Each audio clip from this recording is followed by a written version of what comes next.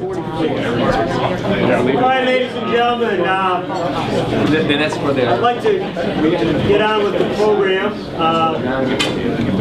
I wanted to introduce myself. I realized I didn't do that, but in addition to hosting CEO and Leaders Connect, I'm an organizational psychologist and executive coach. And many of you have worked with me in different realms, either career coaching, consulting to businesses, executive coaching, training and development, and a couple of activities that I have going on that might be of interest to you. One is I run small groups, kind of, I guess you call them CEO to CEO, or there's small groups where we provide really peer supervision for people. So I have one that's for small businesses, small business owners, where they can talk to each other on a monthly basis. I have another one which is for, how do we call this? It's kind of executives in transition on the 60-year-old plus side. So it's people who are maybe not wanting to go back into full-time work, but are wanting to keep energized and keep doing interesting things. So these are groups that meet once a month. A lot of my coaching is in higher ed. I do a lot in IT and medical device area. And also doing a lot in the healthcare area these days. As Phil mentioned, there's a lot of opportunities. I can't figure out though, Phil, doctors don't want to spend money. They want everything for free. How does that work? Can you ever figure that out? It's all free. You know, nobody cares about the costs. Yeah, I guess so. But anyway, it's exciting to see. It's a very interesting group of people here, and I'm glad that Gary can launch the Michigan Leaders Read program, because we have some fascinating books coming up. I think next month is Rich Sheridan, who's got a book that's actually becoming a bestseller, Joy Inc., and he'll be our April speaker.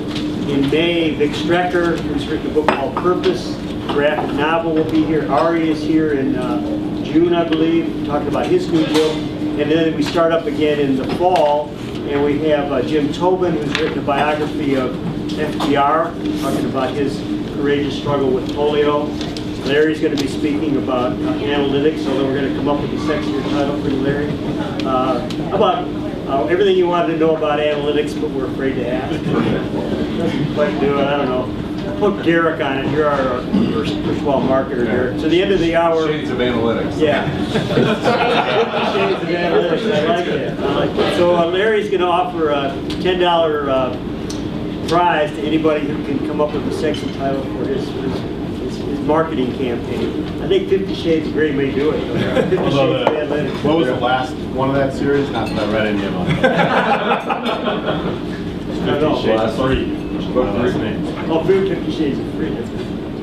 So anyway, it's an exciting thing, and the idea is that we're going to bring the authors in, try to have you read the books ahead of time, read about it, and as an author, I'm very excited that this is going on.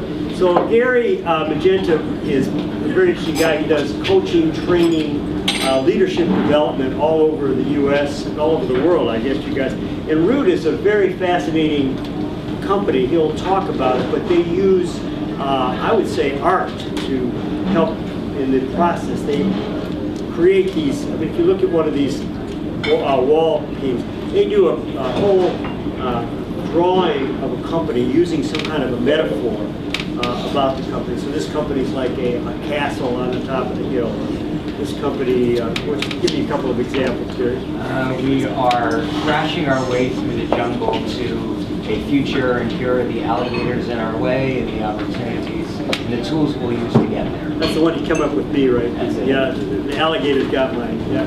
Anyway, so what they do is they go in and they come up with this metaphor to help people emotionally connect with the change process that's going on, and then they help to deliver the process. So Gary's a very creative guy, and this is his first book. But he's doing executive coaching, he's doing this leadership training with Root, and today he's going to launch himself as a famous author. So you could say, I saw Gary in his very first book talk, and that was before TED, before anything else. For all the big stuff. Yeah. All right, come on up, Gary. Thank you, Rob. Good morning.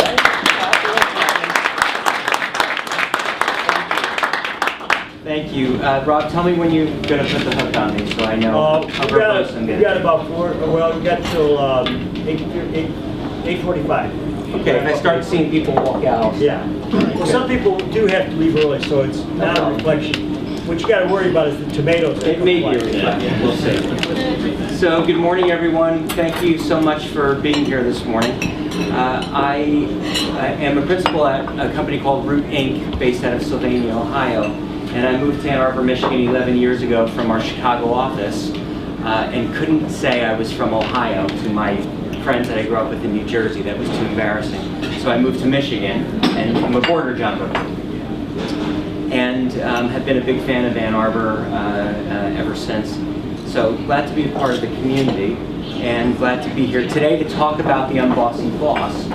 And within our conversation this morning, I'll give you a little bit about how I got interested in managers, bosses, leaders, and I'll tell you a little bit about my story there. But first, I'll just let you know about my background. Very unusual, I think, that I'm here today because I actually started out in culinary school. And I couldn't figure out if I wanted to be a chef or a gemologist. Those were the two things I wanted to be growing up. And somehow I end up in strategy execution is really the work that we're in. And one of my clients I'm working with right now is the CEO of the International United Way organization in Alexandria, Virginia. So I'm in your corporate office on a regular basis today, working with multi-billion-dollar organizations to help them get their strategy from the boardroom table into the hearts and minds of sometimes 100,000, 120,000 people around the world. With JCPenney the other day, it's 136,000 people we're trying to touch with a new strategy. So really interesting work, very far afield from the days that I was running a 125-seat restaurant in Sarasota, Florida. But I'll talk a little bit about that journey and how I got there in those transitions today. What I find most interesting is that there is an opportunity for organizations to be successful through their people, and most organizations are not investing in their people in a way that can make them successful. And so today I want to talk about a very specific group of people, and that's managers. My work in corporate America over the last 20-some years has really been a journey for me in understanding that managers are the single most important lever in any organization to successfully execute a strategy. And if that organization is 9 people, or if it's United Way and it's 100,000 people all over the world with a big opportunity in China, managers are at the absolute inflection point. They are either the choke point or the accelerant to any strategy. How many of you are operating in an organization of 1? Okay, you're fully aligned then. That gentleman there is fully aligned in strategy. If any of you are operating in an organization of more than 1, there could be some alignment issues. So before we talk about how managers can align people and really create results, I'm going to ask you to all indulge me in a little exercise about alignment, all right? So here's what I'm going to ask you to do. I'm going to ask all of you to close your eyes. And I'm going to say a word. Please don't ask me to repeat the word because I'm not going to do it. I'm going to say a word. I want you to get an immediate and quick visual in your mind of what that word is. And then open your eyes. And do not edit yourself, okay? Everyone close your eyes. The word is bear. First thing that comes to your mind, first visual, open your eyes.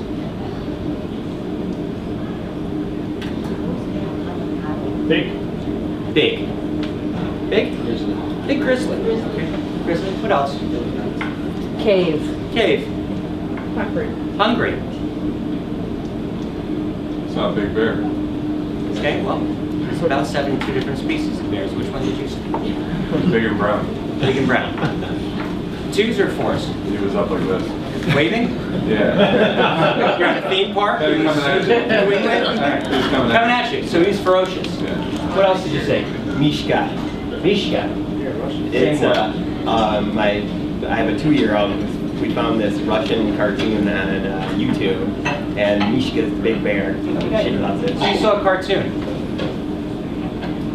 What else? Grizzly. Grizzly? Grizzly by the water. Okay. Grizzly by the water. Yes. Bear table. Bear table. Nothing on it. Barren. There was somebody in this room that was naked, I know. Who was it? Well, I have to admit, I have a baby and I saw a bear Bear butt. butt. So that's what we do. So let's just take a few of those. If you saw grizzlies, and if you saw grizzlies, some were on 2, some were on 4s. But if you had a bear table, a cartoon, a bear buck, a ferocious grizzly, and that's your strategy, it gets really difficult to execute that. One of you is diapering, the other is watching cartoons with kids, the other is running for your life, and the other is trying to put food on the table. Lots of CEOs in organizations of 6, 8, 9, 10, or 100,000 say, "Bear's our strategy, go execute it." And they're saying it to their frontline managers. So now, I'm one CEO, and I've got either 1 or 10,000 managers, and I say bear, and all of them interpret it a certain way. And they go out and they say bear to the next level down. And what happens by the time your customer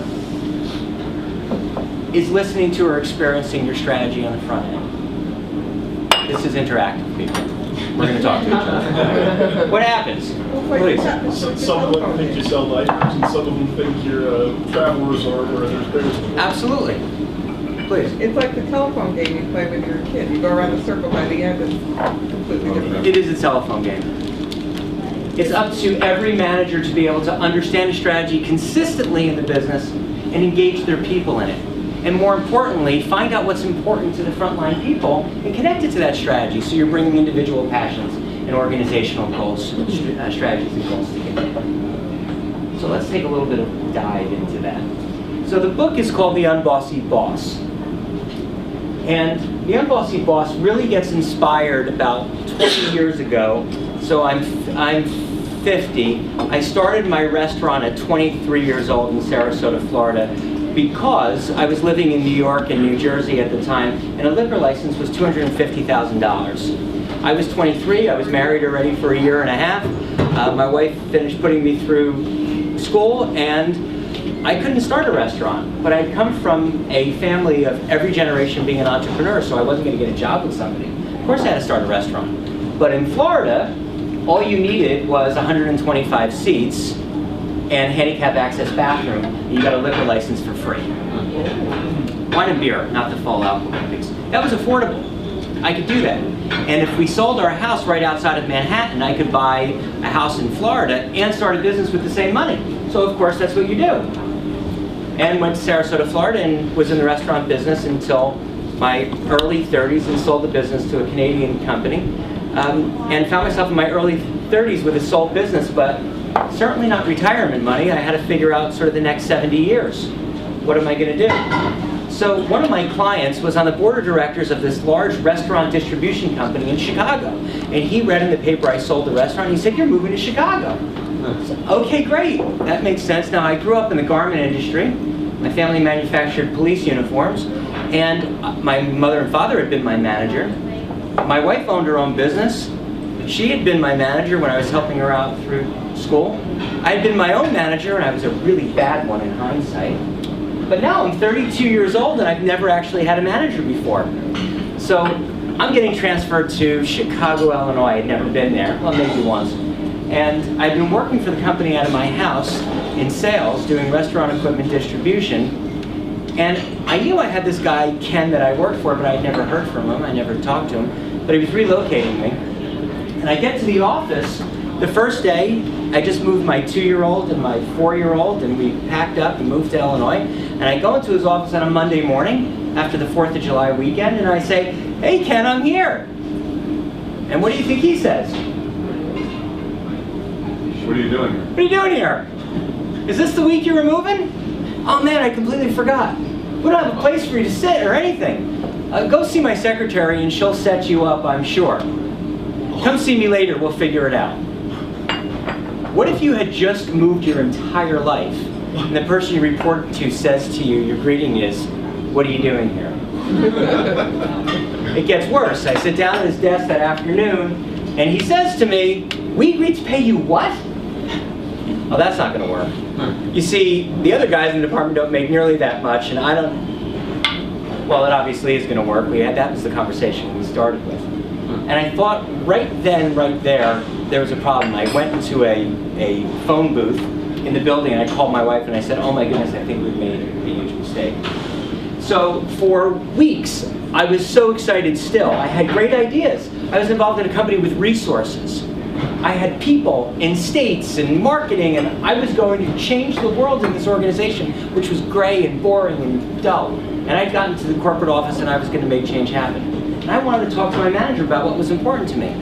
But anytime I was in his office, he was multitasking. He was on his cell phone, which looked more like this at the time, and his green screen, and regular phone, and he would say to me, I've done all, in the last 20 years I sold this, I sold that, I got this front, I'm on this deal, I gotta go meet this client. It's a lot about how great he was. Enough that you could really fall asleep. But I would wait for him outside of the men's room. I would follow him to his car because I wanted to tell him what was important to me, what I was passionate about, how I wanted to contribute to the business, how excited I was. I wanted his feedback, I wanted his input. I follow him out to the car one day, and I say, Ken, I really don't think you're paying attention to me. I'm really excited. And he said to me, you gotta stop following me around. You gotta stop stalking me. You're like a corporate stalker. He said, there's a right time to have a conversation and a wrong time to have a conversation. That's my big lesson from Ken. I didn't realize that. I said, okay, well, when's a good time to talk? He said, well, after 20 years I'm leaving the company, so it's not too much of a good time to talk. We're done. 2 weeks later, he was gone, and that was my experience with my first manager. And I was my manager for a little under a year. And I thought, is this really what's going on? Is this the life that people are living outside of being an entrepreneur or a business of one? Is this what's happening to people who have passions and desire to help grow their business? They're stuck up against a manager who's not interested? Is that really possible? And little did I know that I was on a journey about unlocking the potential of human beings at work and really helping them to contribute better. But this gentleman offered me such a great lesson, which was, as a manager, you are responsible for coaching and developing your people so they can add to your business, so they can help your business grow, so you can learn from each other. So Ken left, and I wasn't too far behind him. Let's go to the next slide. Let's talk about managers. Let's talk about why Ken was promoted. By the way, his real name was Ken. We won't give you his last name. He was a very nice guy, by the way. Why do you think Ken got promoted into that position? Why do you think Ken got promoted from individual contributor to manager? As a reward. As a reward for what? For contributing. Yeah, he's a great contributor, right? You got a reward for it. What else would you guys say? Could be a battlefield promotion. The boss is gone. Yeah. So I call it the Rockette promotion. Got to have X amount of Rockettes. Somebody breaks their leg. Who's a size 4? Put them in the uniform, whether they can dance or not. Put them on stage, right? The Rockette promotion. Yeah. So you're a great sales guy. Come manage people. Or we're short a Rockette. Get on stage. That's why people are usually promoted. And Ken, I think, was a great individual contributor. But something's very interesting happens when you get promoted from individual contributor to manager. And let's take a look at that. You get promoted. Don't go anywhere yet. That's very exciting. Your reward for being a great individual contributor that gets promoted to manager is to get people. All of a sudden, being an individual contributor gets rewarded with managing others. Next slide. All of a sudden, you find out managing others isn't easy, and you are ill-equipped and underinvested in it to do a good job, and nobody's happy. Individual contributors are responsible for one thing, and that's bringing the best of themselves to work. That's my job as an individual. I got to bring the best of myself to work. However, a manager's job is to bring out the best in others. And those skills are absolutely diametrically opposed. They're on the opposite ends of the spectrum. Organizations everywhere promote individuals who are great at a task to managing others with zero investment in them. And it's the biggest skill gap in organizations today. So let's take a look at how we can fix that. Managers, someone who gets promoted, have a belief system. And in my interviews and research for this book and my own experience working with Fortune 500s, on the left-hand side, managers believe they need to have all the answers. I'm a manager, I'm in charge, of course I know. come ask me. And if you don't ask me, I'll tell you anyway. I'm going to give you the solution. I will present you with the solution. My job is to have the answer again. I will tell you what to do because I know how to do it. I'm going to ensure that my instructions are followed. Did you do the task, yes or no? I'm going to come check this off. And I'm going to tell you how you can do a better job. This is what I refer to as yell and tell style of management.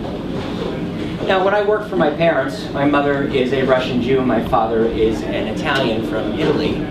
Imagine that. There's a lot of yelling and telling in that school of management. Lots. Some really good food, but there's lots of yelling and telling.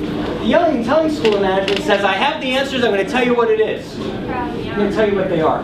Great managers, though, help employees find answers for themselves. They co-create solutions with them. And they are coaches. Great managers are coaches. We'll talk about this. They really focus on discovering the passions and knowledge of individuals. And they value the employees' experiences inside and outside of the workforce. I'm of the belief that we are one person at work and at home. We have that same knowledge base, the same set of experiences. If our manager could pull our whole being into work, they'd get twice as much from us, as opposed to just tapping into what is our work experience. What's your life experience? And can you bring it in? Difference between a manager, that's a title, and a great manager, that's a state of being. So, yell and tell. Do it now! We're evolving, right? This is an evolution. If you think back to yesterday's manager, this Neanderthal, think back to production lines in yesterday's world, right? Les Miserables workforce here. Do it now. Managers then sort of evolved. I have all the answers. I'll come tell you. I'm a little friendlier. Now it's about engaging people. Now it's about connecting with people at a very personal level. And it starts with finding out when's the good time to talk, as Ken taught me.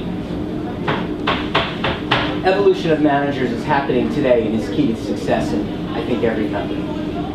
So a great coach will lead to being a great manager.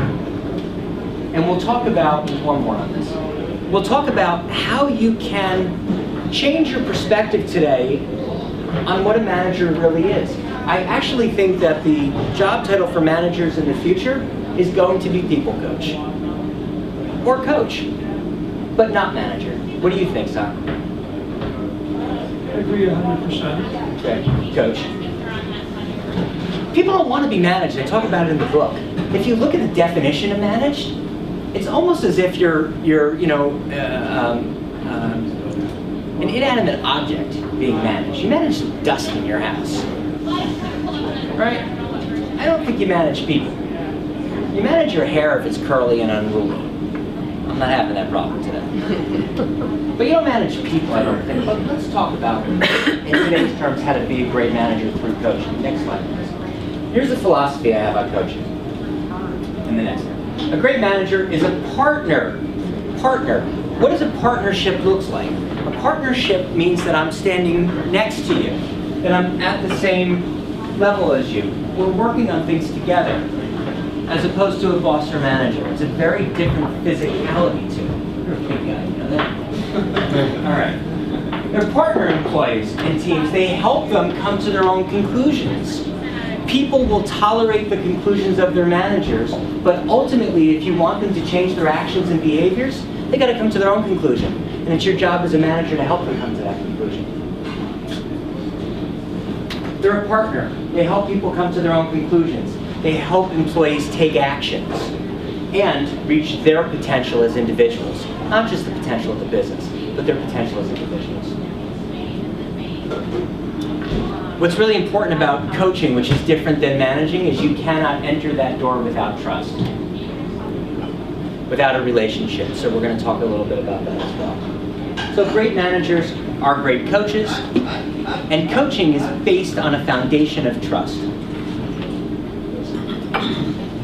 So here's some guiding principles. There's going to be 6 of them, you can put them all up.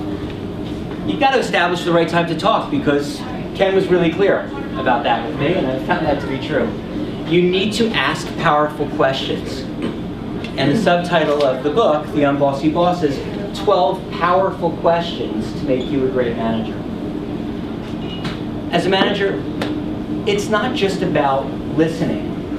It's not just about talking. You've got to look. You've got to see the physicality of the person. Take that into consideration. And you've got to follow your intuition. What does your gut tell you about this person? Always go back and check for understanding. Make sure that you're seeing the same bear. Are you naked and that person's running for their life? Not a good combination. So check to make sure you understand. Then, and only then, can you offer your observations. You have to do a lot of asking and listening before you share what's on your mind. Finally, between what you've observed and heard and what you've observed and fed back, you can brainstorm or co-create solutions together or change actions. These are just some guiding principles. I'm going to give you a much simpler framework. All right? This is just a mindset of how you go into that conversation. So let's talk about 12 powerful questions. Why 12? Because the 120 that I started with were too long. And that's not an exaggeration. When I thought about the coaching questions that I really love, when I surveyed other certified executive coaches like myself, I had this huge range of questions. There's no limit to just 12 questions, but I picked, I think, 12 of the most powerful questions that can help aid any conversation. But what's more important than learning the 12 powerful questions is knowing how to develop your own powerful questions. So what are they? Powerful questions are open-ended, they're respectful, they're provocative, and they're non-judgmental. Open-ended, can't have a yes or no answer. Respectful, they don't have, I'm going to just say tone. The words and tone are very important, words and tone, and that you're showing respect for that other person. Provocative means we want to elicit new thoughts and ideas out of the box thinking potentially. And you're not bringing your own judgments to this. This is right, this is wrong, this is good, or this is bad. So I have a few examples. Do you see what you did wrong with that customer? That's the question.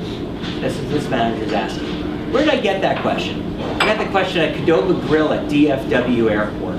I heard a manager say that to his employee. He was trying to do the right thing. He said, "Did you just see what you did wrong with that customer?"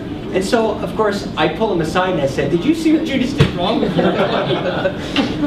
It's not open-ended. That's a yes or no answer. It wasn't respectful. He did it in front of a line full of customers. It certainly wasn't provocative. It was actually reductionist in its thought, and it was certainly judgmental. Not powerful. How can you do a better job with that customer next time? It's actually a much better question, right? It is open-ended. It's respectful and it's provocative. But it's judgmental that you did something wrong. Finally, what did you notice about the interaction with that customer? It's a powerful and non-judgmental question. And what I have found when you ask these powerful questions in a non-judgmental way with respect is that you will get people to say things like, "Wow, that didn't go well at all. I really need your help." They left angry and that's not what I'm after. That's a very different conversation than someone that's automatically on the defensive with, "Did you see what you just did wrong?" So let's talk about how we can ask those types of questions all the time. There's three major buckets, and I'm going to ask Rob to help pass these out. There's three major buckets in the coaching framework that I have that I call ASK. The original name of the book was Ask, and someone said to me that that wasn't very sexy. I still like it, and it's something that I'm going to ask you to remember. There's three things when you're managing others or you're coaching others that I ask you to consider. One is that you align on a topic to be coached on. And that topic is often what's important to your coachee. So first is aligning on a topic. The next is, once you understand that topic, really seeking to understand what's their perspective on that. And finally, kickstarting the shifts that drive the actions and behaviors that are desired. Focusing on results. On the sheet that you have is a worksheet that we'll go through. It's actually a worksheet that you're going to use here in a few minutes. There are 12 powerful questions that fall under each one of these buckets, and we'll go through them right now. The first is align on the topic. You'll see there's 3 questions. I'm not going to read them all out because they're in front of you, but first thing is, what's important for you to talk about? Finding out what are the desired results that someone's after. What are your actual results today and how did they come to be? So this first thing is, what are we going to talk about? What are the results you're getting today and what are the results you want to be? This establishes the conversation that we're going to have. You now know what we're going to talk about. Next slide. When we seek to understand, you're asking people for the story. How do you look at the world? So let me ask you this question. Actually, it'll come up in the slide. This is how you look at the world. And you're observing things. When I said look, listen, use your intuition, you're looking at what's the words people are using. I'm never going to get that job because they don't hire people like me. I'm not going to get the promotion. It doesn't matter how much you pull for me because I'm not smart enough for that job. I see who they're hiring. I don't have that MBA. I immediately go into things like, why are your hands clapped? Why did your voice get, not why, but the things I'm curious about is, or observing. Your hands are clasped, your voice is rapid. You're using words that are not generative, right? As a coach, you're looking at speech, you're looking at words, you're looking at physicality. And these questions help you dig into that. Understanding current realities. The next one is, you've got to kickstart some shifts.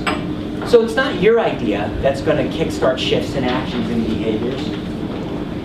It's actually the coachee, the employee's ideas that are going to get them to move. Remember before we said people will come to people will tolerate your conclusions but act on their own? This is all about getting people to act on their own conclusions.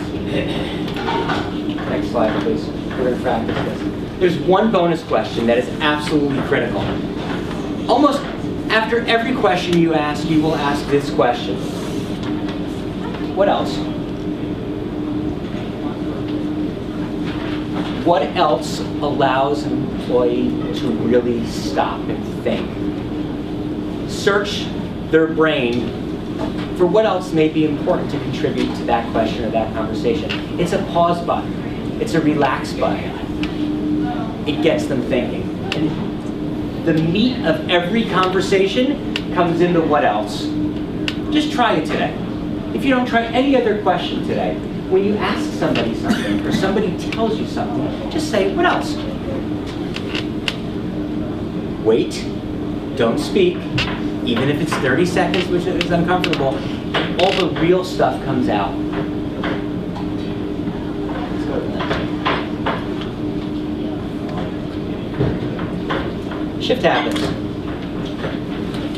If you are asking people questions, helping them come to their own conclusions about the actions they take, you will see shifts in their behaviors and in their performance. And that's what you're after. And the shifts that you're looking for are shifts in judgment, shifts in attitude, shifts in their speech, shifts in the way they carry themselves, shifts in their actions, ultimately shifts in their results.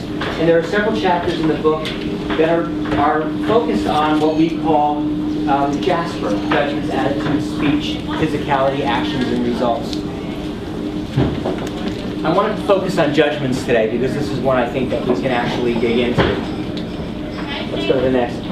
And there's an additional one if you click on that. Okay, so let's talk about shifts in judgments, okay? 15th century, people are boating as a way of transportation to explore new places. What's the primary belief in the 1500s, prior to 1492? What's the primary belief? The world is flat. What's the judgment of sailors when they go out? Don't go too far. You're going to fall off. What kind of opportunities did that present at that time? Not rhetorical. Limited. Very limited. When 15th century sailors shifted their reality from the world is flat to the world is round, what happened? Exploration. Exploration. You can keep going. Keep going. Forever. Well, the sky's the limit. The sky's the limit. Discovery. People, places. Resources. When we talk about shifts, this is a big one. I'm never going to get this job or this promotion. That's a judgment. That's how you see the world. Helping someone shift to, here's how I can present my best self for the best opportunity for that promotion, is a shift in judgment just like this one. The Un-Bossy Boss has a list of those shifts to make. Part of that is eliminating some of the words that hold your employees back, like never and I can't, and simple things like that. Speech is is an imprint on your brain. And as a coach, when you're able to identify that speech that's holding people back and change it, you create a shift. When you identify the judgments and change them, you create a shift. So this is what we mean by shift habits. Next slide, please. As a coach, you can't fake this. If you're genuinely not interested in coaching and developing people, do yourself a favor, don't get hurt, don't do it. It's not going to be effective for you.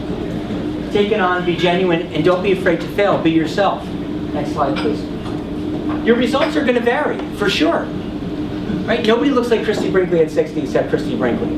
Right? But yet she's doing that commercial, she's looking great, and there's somebody at home not looking as great trying that same machine. That's going to happen to you as a coach. Results may vary. Not because you're a bad coach. Next slide, please. But because there is a coachability spectrum. So if you take these questions and you go out into the marketplace, there are people in your business who do not want something better right now, do not want to make these shifts. Hello, my name's Uncoachable, but they don't wear that tag. It would be easy if they did. Hi, my name's Uncoachable at this time. That happens all the time. I am coachable, not right now, not in this conversation. Hi, I'm coachable. Go ahead. If you can coach me, go ahead and do it. I am motivated as all get out. We're in this together. And you're one of the tools in my toolkits to help get there. I'm highly coachable. The difference here is desire. That's it. And you can't necessarily change the desire of an individual. So know that your results will vary, even if you're a great coach and giving it your all, based on the coachability spectrum in which your employee is on. And finally, your investment pays off. You will see, next slide. Your investment in people is your single most important investment in the business.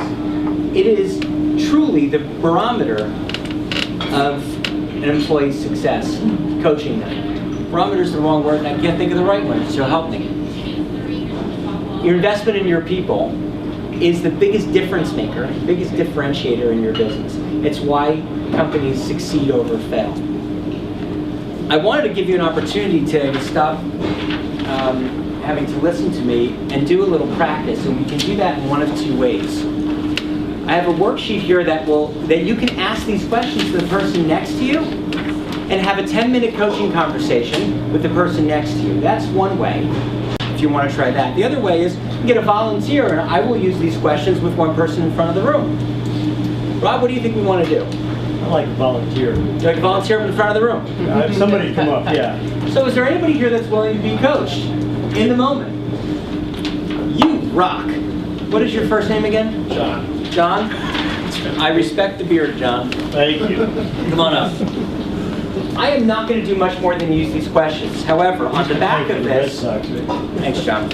On the back of this, I don't expect you to use these questions every time. I expect them to be a guideline. You have the opportunity to understand what a powerful question is, create your own powerful questions based on these 12, and do some pre-work on the shifts that you're working on with an employee or a team. The judgments, the speech, etc. Gary. Nice to meet you. Nice to meet you. You spell your name just like my father does. Excellent. You want to stand or sit? Or Yeah, I think, ideally there's a pub table, but there's not. Do you mind standing? That's fine. Are you all right? I'm all right. Okay, good. So we don't have a lot of... Gary, can you we just shift over a little because they're filming this, and I want to have the... Do you want to... Actually, where there is... That's That's fine. Okay, it's fine, it's fine. Okay. So the unfortunate thing here is that we don't have a relationship past hi, John, I'm Gary. Right? Yep. You've had an opportunity to see me talk and said hello. The trust is not yet built. But do you trust me enough to have a conversation? I think you've earned my trust by the All talk right, so good. far. Thank you. All right. So again, I'm going to use these questions and we'll moderate as necessary. And you're supposed to moderate these questions as well. So John, thank you for volunteering. So you know I'm a certified executive coach, which means I'm probably not as good as anybody else who would start this. But I want you to know that my job here today is not to give you advice, but it's just to ask you some questions that'll help you with whatever it is that you want to achieve. Okay. All right. So we'll start with the first question. You volunteered. What's important for you to talk about today? I'm curious to kind of see things in action and see if I can learn a few lessons through it. Okay. So when you say action, tell me more. I've been a manager in the past. I think I've done a decent job, but there's always room for improvement. So trying to see if I can learn some specific practices or specific lessons that I can apply. So you're curious about coaching yourself? That was the what else question if you didn't recognize it. Tell me more is also what else. All right. So you say you're curious about coaching. What are your desired results around coaching? What do you want to achieve with coaching? Well, I think when I put together my next team, I want to be able to know that some of the things you were talking about, really caring about their individual growth and being able to be better at identifying what their goals are and then how I can work with them to achieve their goals and ultimately using that to leverage for company success. What else? Looking back on the past, I'm sure there are ways that I could have done better. So that's why I'm kind of trying to see if there are ways that I could change some of my behaviors to be better. So, been in that boat myself, so all right, let's look at that. So, I know that you're transitioning now, but what are the actual results that you've gotten recently as a manager? Yeah, I think I've inspired people. I think I have a good job at doing that and getting people to believe in what we're working on and work as a team. I think the opportunity is there, though, to really figure out how I can better leverage my team in working with them. All right, so let's just talk about those judgments. I think I can do better in leveraging my team to accomplish results. Right? Tell me a little bit about that. What's your judgment about that? So, I think what it comes down to is really trying to make sure that everybody is able to contribute to their maximum potential. Is that your belief, that you can help people contribute to their maximum potential? I think so. All right, good. So tell me a little bit about that outlook. How is that, tell me about that outlook and how has it served you? I think it's built a very good team. There's been always a lot of buy-in. I think everybody's always on board. But again, I think ultimately it's about not just the emotional side of things, but also the organizational side. Is everybody really playing the right roles? Is everybody able to focus on what their capabilities are? All right, and so I'm going to go back to your judgments on that. What's your judgment on your ability to get everybody to play the right role and focus? What is your judgment on your ability to do that? What's your judgment on your ability to get people to focus on the right things? Yeah, I think there's room for improvement. That's one of the areas that I think I could do a better job at helping move forward. All right, so say more about that specifically. Specifically, I think in the past we've done a good job, but I think there's probably instances where individuals I think didn't quite reach the potential that I think I thought that they were capable of, and in some cases even where they thought they were capable of. Do you have an example? One of my former team members, I think there was specific instances in my mind. Can you share that? Sure. He was leading one of the development teams that I was running, and I think there just wasn't quite the role that I was hoping he was going to fill into. And I think he had that capability but never quite reached in terms of that kind of leadership and managing the team while still carrying out his own responsibilities. So what I think I'd really like to see if we can get to is, what is your judgment on your role in that? You said you wanted to get better at it. Yeah. What's your judgment on your role in that person's ability or inability to have that better job? So in just some of the things that you were talking about today, I think the conversation of the coaching is what we didn't necessarily have, right? I think we both had some very early on conversations that there were some common goals that we all shared, common vision, But as things were going, I don't think I continued to circle down and ask that what else question. I'm trying to figure out where can we make changes as a team, how can I assist him in really making those changes to improve. So I want to pause here for a second on the questions. We are spending lots of time in seeking to understand because we're hearing a larger problem. We didn't get the results, but we didn't get specific on the why do you think that is, and we just got to the why do you think that is piece, right? There was something missing in your ability to coach him to that. Is that right? Do I understand that correctly now? Yeah. So we're just leaving seek to understand in that the understanding, if I understand it correctly, is there was a gap in your ability to engage and coach that person. Yes? All right, so I came back to it several times going back to the judgment question to get to what is the missing gap there. And so I asked the same question 3 different ways, 3 different times to get there. Yes? Okay, good, let's go here. So, we're going to go to shifts because we've got the problem and I'm looking at the time. So, your judgment, if your attitude is coaching is important and you want to do a better job, your judgment is that you, in the past, have not had the tools to do that in a way that you wanted to. Is that correct? Yeah. By looking at you, you're really confident. It's something that you want to take on. You're open to it. Is that accurate? Absolutely. Okay. So, with your current thinking, if nothing were in your way and you knew that everything would turn out well, what would you do differently to change that situation?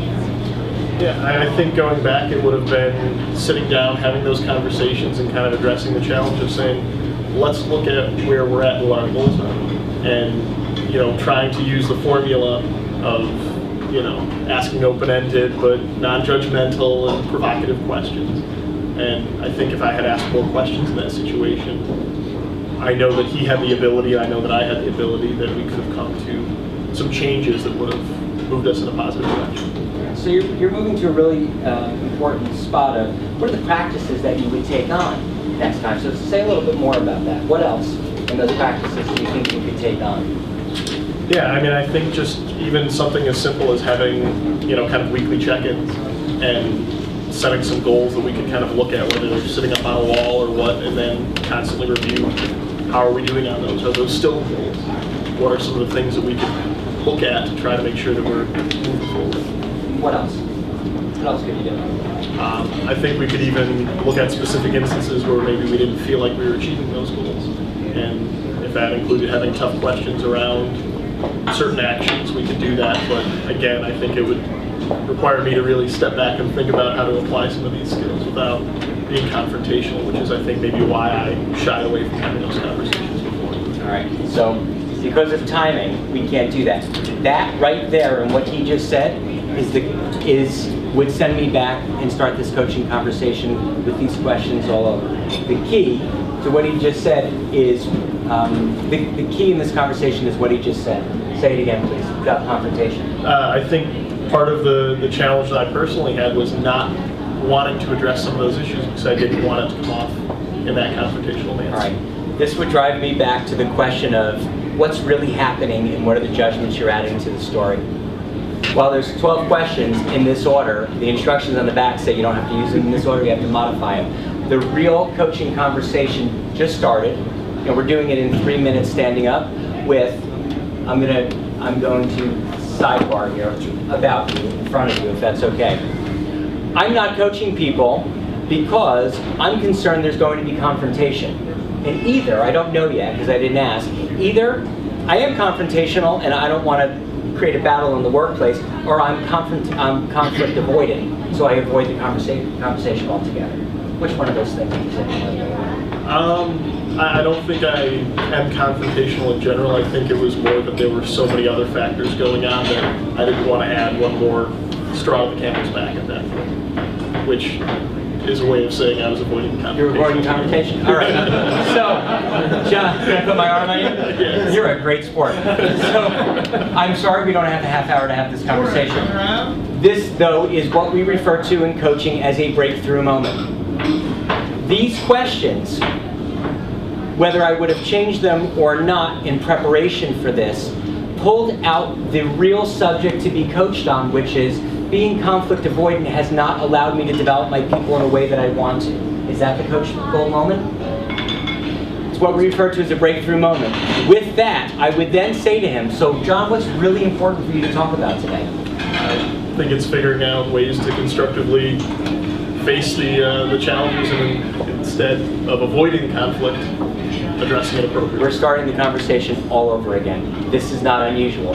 That's the conversation. Then I can say to him, what are your desired results? Go ahead, we've got a minute. Yeah, sure. I think it would be to work with my team on identifying what their goals are and then having a structured way in place so that we're collectively continually monitoring the progress towards those goals. Without confrontation? Without. Okay, good. So I want to thank John for coming up. I'm happy to finish the coaching conversation with you. I was going to say, am I going to get the bill in the mail then? I want the takeaway to be is, in 6 minutes, we came up with what's important for us to talk about. And if I was John's manager or executive coach, we'd have this conversation over the next couple of months to improve his manager capability, to not worry about confrontation, but have honest conversations with his people.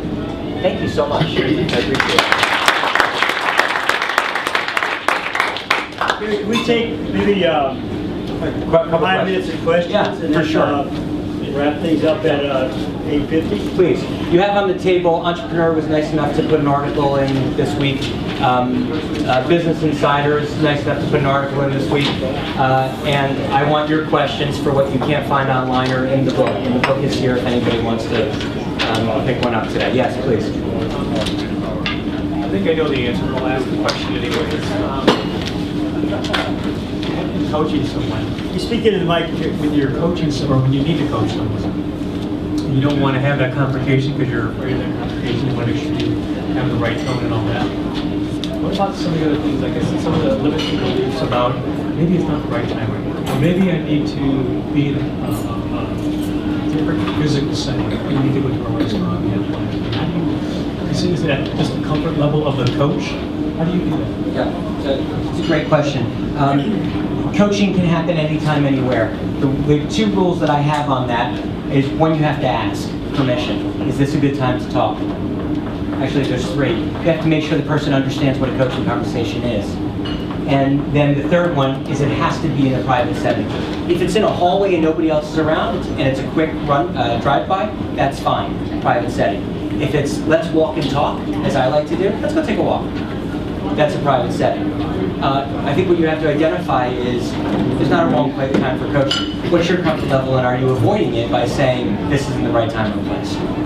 There's nothing wrong with saying to somebody, you know what, Barb, I'm kind of nervous about this conversation. I want to have a coaching conversation with you today about X.